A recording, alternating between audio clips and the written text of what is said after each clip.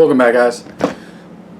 Y'all been asking about this for months now, if not longer, and I just have not had a chance to get around to it. But new video on how I paint my guns.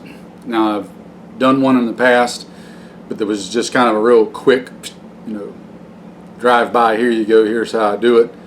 I thought I'd do a little bit more in depth, because this one I'm going to show you something I didn't in the other one that I did, and this is going to be on how I currently paint them using primary arm stencils that they have.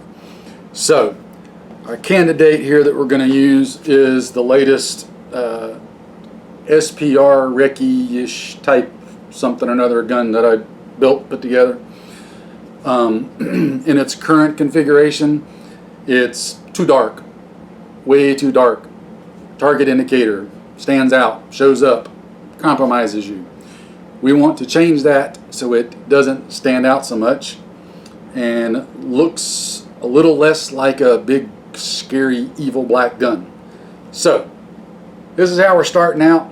I'm going to kind of take you step by step through it as we go. So the first thing we got to do is get everything taped off that we don't want painted, which actually isn't a lot because we want to pretty much paint everything. Now, I'll start out by saying the way I paint my guns is for practical, real world, in the field use. Okay, I'm not trying to make it look pretty. I'm not trying to make it a fancy showpiece. I'm not trying to impress my friends with my artwork. I'm not trying to make it look cool for Instagram pictures. Nothing like that. It's to make it as effective as I can get it for real world use. We're not going to put layers of clear coat on it because we don't care if paint gets scratched up. We're not going to spend 10 hours prepping it. Prep work is going to consist of taking a dry cloth, dry towel, and wiping down the exterior of any excess oil that might be there, taping off the couple of little parts we don't want painted, like the scope lenses, and that's about it. That's the prep work. Prep work shouldn't take more than 10 minutes at most, and we'll be throwing the paint on it. So just want to get all that out of the way up front. If you are looking for professional artistic methods of painting your guns, this ain't it. You go ahead and stop the video right here. Don't watch another minute, because this is going to be for taking it out there in the world and it getting beat around, banged up, scratched up, used, shot, drug, etc. So with that in mind, let me go get everything taped off and I'll come back and show you what that looks like. Alright, we're back. The three main things you're going to need starting out is going to be some painter's tape, masking tape, freezer tape will work as well. I usually have the blue painter's tape on hand because it sticks pretty good, but it comes off easy and doesn't leave any residue behind or anything. It's also easy to cut and trim. So tape, an X-Acto knife, razor blade, something like that you can cut very fine, smooth cuts with, and then clean cloth, rag, towel, whatever. Again, we're going to take the towel and just wipe everything off really good. Pay attention around your trigger and hammer pins. Those are areas where oil typically leaks out of the gun. Wipe that off good. Around the back where the forward assist is at, if you're doing an AR, if you're doing an AK, again, just look for the hammer pins, trigger pins. And pretty much anywhere else where you see any oil on the surface, wipe it down good. Clean dry cloth. That's it. That's all I'm using. Now, I've got front of my scope lens taped off, rear lens taped off, and I've got the markings on my turret taped off. That's it. That's all I'm taping off on this gun. I don't care about the logos on the scope. I don't care about logos anywhere else. I know what scope it is, and that's all that matters. If you ask me, I can tell you. I'm going to leave the stock on, the handguard on. I'm going to leave the magazine well. Just close my ejection port. and that's it. There's nothing else that needs to be taped off. Now, we're ready to paint. Just a word of thought here. The colors and everything are up to you. You have to remember though, it's always easier to make a light base darker than it is to make a dark base lighter. If that makes sense. Okay? So keep that in mind. It's always easier to make something darker than it is to make it lighter. Typically on most of my guns, I'll do the whole gun in a khaki or tan base and then darken it up with overlapping colors on top of that, which I'll show you. For this gun, since I already have an OD green grip and OD green stock on there and OD green handguard panels, which I've already removed. I took those off because I want the entire handguard to be coated. I'm probably just going to go ahead and do the entire gun OD green for the base. I can lighten it up a little bit. OD is not too hard. Browns are harder to lighten up. But again, that's just personal, for my area. A lot of times I'll do an all tan gun. Again, this one's already got OD furniture on it. I'm going to do OD across the whole gun, and then we'll use our other colors, including tan, on top of it with the stencils. So let's take it outside where I can start painting, and I'll show you what I do there. All right, guys. I apologize for the background noise. The air conditioner in the house decided to kick on right when I started to do this part. So there's typically 4 colors that I use. Now I prefer to use the Krylon line of paint. Rust-Oleum's okay, but it's not my favorite. I really prefer the way Krylon works better. So I use the, can you see it? There it is. The khaki, the brown, the light woodland green. That shows up. There it is, light woodland green. And then of course, good old-fashioned olive. So the olive is what we're going to start with. Move these others out of the way real quick here.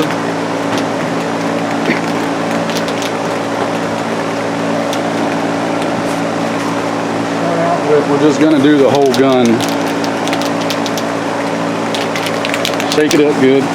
Now I like to have a couple of pieces of cardboard on hand. I can use to kind of block off stuff. Those are areas that I don't want to get painted. Another point to do, hang on a second, I always take that out and paint the cap. Just a personal thing. Make sure you charge the gun. Now obviously do it safely with a empty magazine, all that. Don't chamber around, shoot yourself. But charge the gun so that you can work the safety, because as we're painting, we're gonna have to flip the safety to make sure we don't leave any dark lines underneath it. It's not the end of the world if you do leave a dark line underneath it, so don't panic and freak out. That's perfectly okay. I just like to do it because I'm thinking about it in here, so might as well. So let's go ahead and get the paint shook up good. Now normally I will hang it up on a hanger, but for the sake of being able to do this on video a little easier, I'm going to just have it laying here on my palette. It'll make it a little easier for me to let you guys see it on camera than if I hang it up and have it on my usual place. So make sure we got the paint shook up good.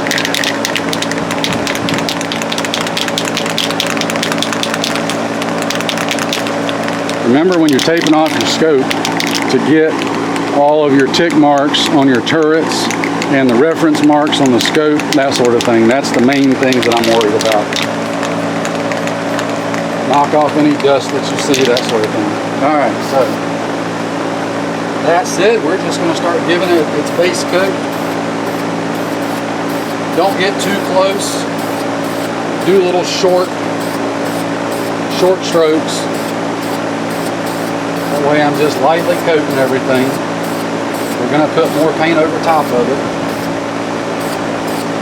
Right now I'm just trying to get all the metal.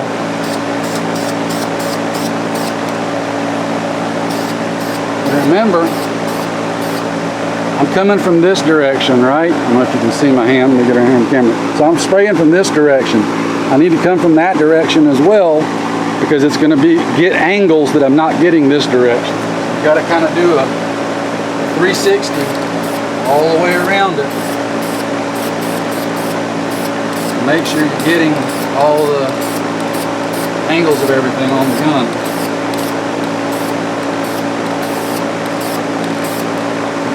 Around to the back side.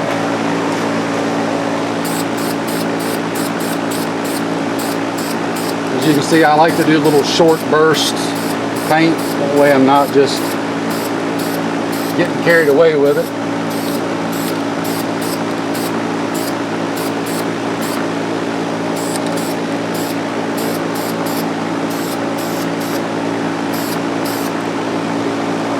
Alright, she's already looking better. Lots more better. One of the things I like about the Krylon is it tends to dry fairly rapidly, so there's not a lot of wait time in between. So now that I've got that side done, I'll let it sit for a little bit, then I will flip it over, do the other side, make sure I got everything covered good as far as my base color. I want that all over the whole gun, and then I will come back and start putting on my stencil. So just to save time, I'm going to flip the gun over when it's dry in a minute, do the other side, I'll get it all based, and then I'll come back and we'll start showing you how to do the stencil. Okay, so we got our solid base coat on, and again, like I said, I went with solid green just because it's already had the furniture color. You can go whatever color you want. Tan or khaki is usually a better base color to put everything over. That said, you can work with this too. Now, I did go ahead and put back on my handguard panels because I want to paint over them and have my pattern over the top of those. So, Primary Arms has these stencils, and they're like a silicone material, real flexible. They come in 3 or 4 different patterns. This particular one here is their Tiger Stripe stencil. They've got one for multicam, one for Flecktarn, a digital one, this one, so that's 4. There might be a 5th one, but I think there's only 4. But with these you can do a lot of different things. The Tiger Stripe one here, I don't employ it as a traditional Tiger Stripe. I use it to somewhat loosely mimic ATAX IX, which is my preferred pattern. So it's not an exact duplicate, and it doesn't have to be. It just comes close in my book, and more importantly, it just makes for good concealment of the gun. So what I'm going to do now is just randomly move the stencil across this side of the gun, spray it, let it dry, then I'll flip it over and do the other side, and then I'll continue adding different colors as I go. So I'm going to start with my khaki, and we'll just start down here at the end of it. And you'll notice that there's wider sections up top here, and then smaller sections on the bottom, so you can vary the patterns when you're overlaying multiple colors as to which is which and how it all goes on. So I'm just going to kind of position that like so. We'll take a piece of my cardboard and just lay it right here so I don't get a lot of overspray onto the other sections as I'm moving it. And then we're just going to start spraying.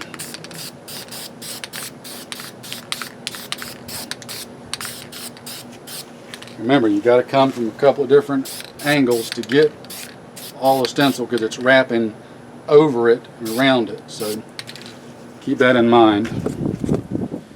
Alright, so now we'll pick it up and move it down.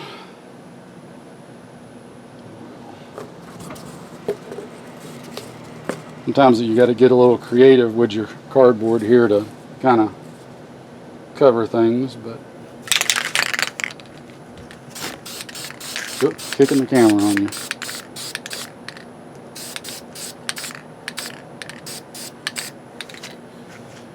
Come around.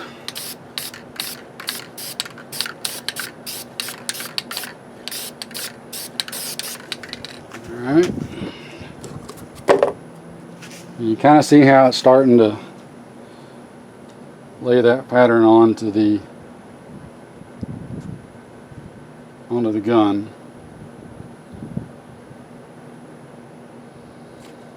So keep covering just because I don't want a lot of overspray if I can help it.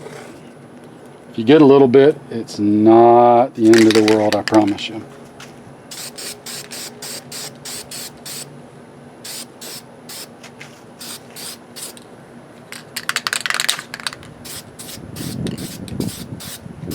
This can's getting a little thin, I might have to get a fresh one.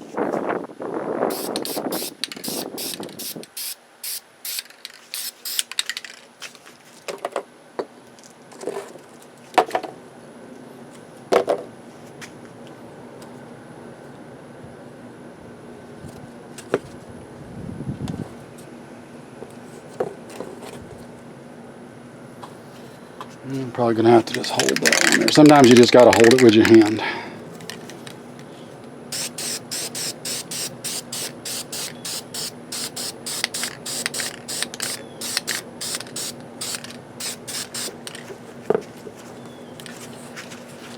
Here a little bit.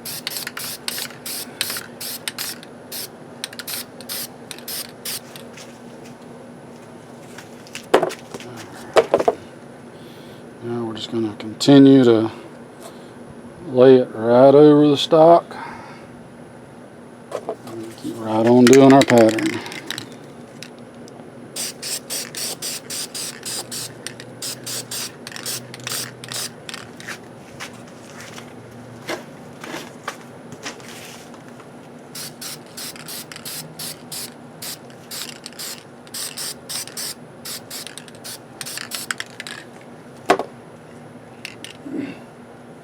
Alright, so there's that side. I think what I'm going to do is I'm going to go ahead and add my other colors onto this side before I go to the other side. So we're going to give that a few minutes to dry and then we'll come back and add the next round. Alright, so I've already went back and covered over this side with my next color, which was my light woodland green. And I forgot to turn the camera on, so oops, shame on me. But you can kind of see how you're starting to get that multicolored effect now, and it's adding a little bit of depth and dimension. One of the things I forgot to mention that I like to do too is I'll go across the first time with the stencil this way, then when I do the next color I'll flip it around. That way it's kind of reversing the shapes and everything, so it helps to overlap and not get constantly the same shape all the way around. So that said, now I'm going to add my third and final color. And we're going to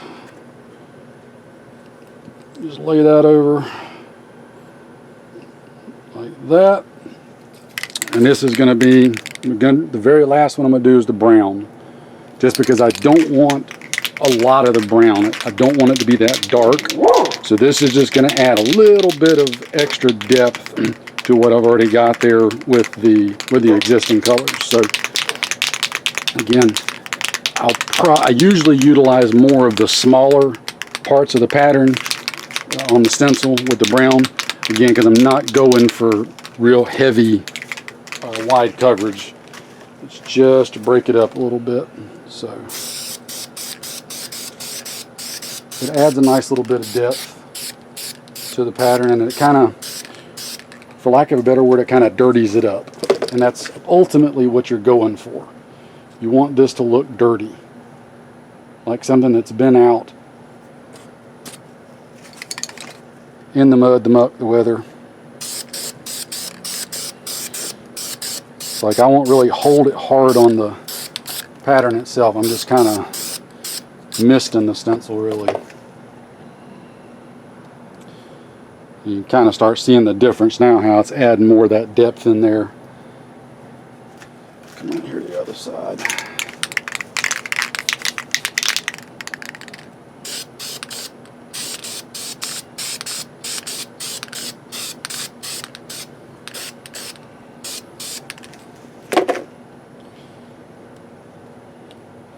The other thing I forgot to mention, get you a container of lacquer thinner. You'll want the lacquer thinner because as you start handling the stencil, you're gonna invariably get paint on you, and the lacquer thinner makes for quick, easy cleanup. The stencil itself, you don't have to worry about. Once the paint dries, it'll usually peel right off pretty good. So that's not a big concern. So last but not least,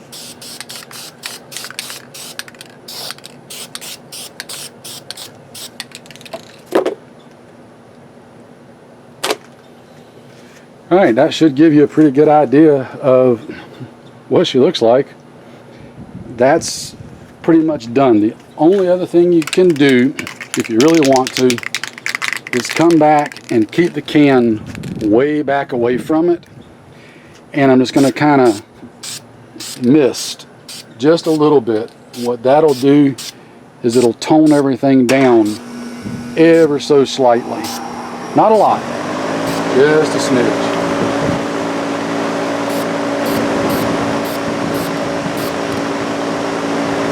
I don't want it dark. I'm trying to eliminate it being dark, right?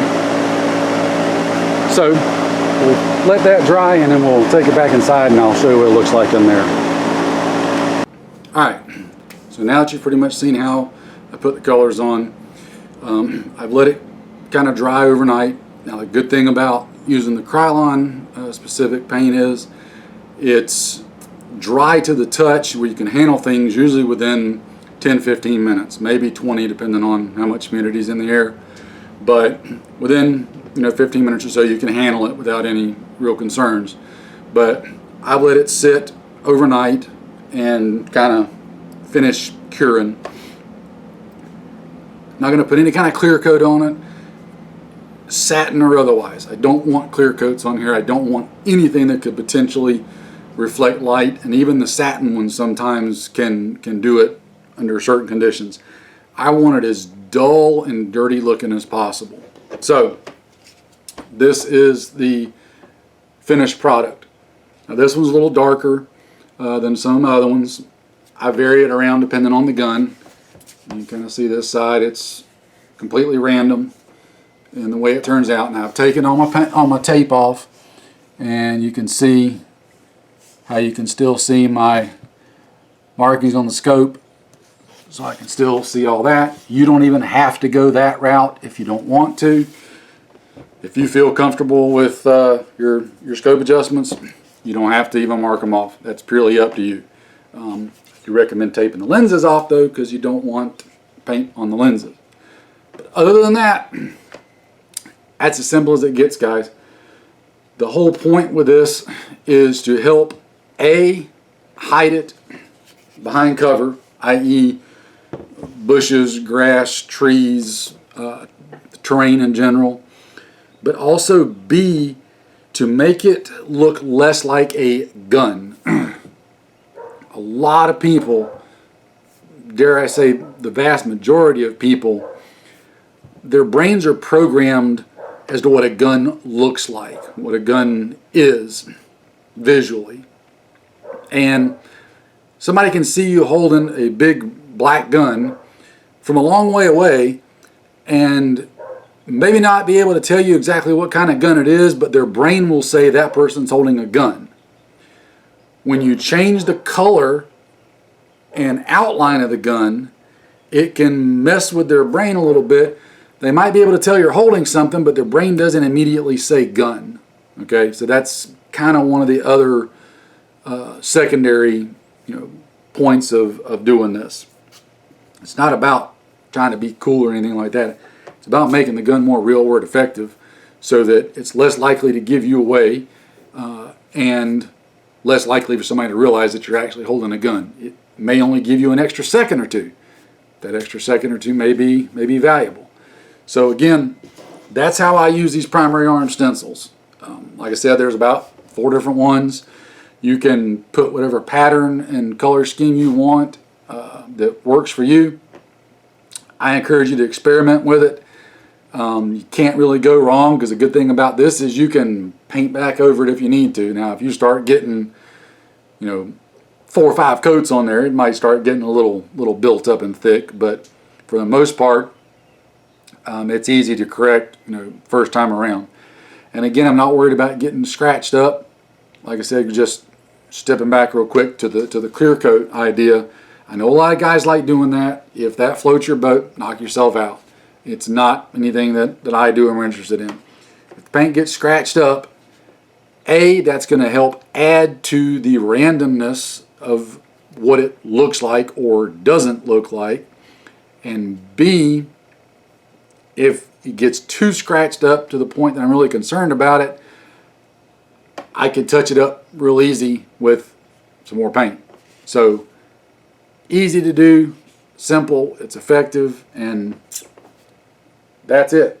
So hope you guys liked it. Hope that kind of helped y'all out a little bit. I'll put a link up to the stencils. Should be able to get away with putting those links up without getting into too much trouble. So look down in the description box for those. As always, guys, thanks for watching. Appreciate it. Take care, and I'll see you later.